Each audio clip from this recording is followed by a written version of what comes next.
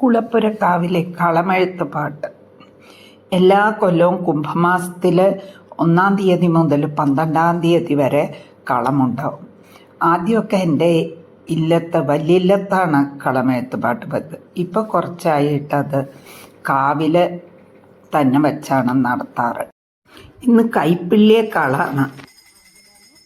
കളമെഴുത്തുപാട്ടും വെളിച്ചപ്പാടും തുള്ളലും എല്ലാം ഞങ്ങൾക്കൊരു പ്രത്യേക അനുഭവമാണ്. കുംഭമാസത്തിൽ കളം തൊഴാൻ ഒരു ദിവസമെങ്കിലും എല്ലാവരും എത്താറുണ്ട്. ഓരോ ദിവസവും ഓരോരുത്തരുടെ വകയാണ് കളം വഴിപാട്.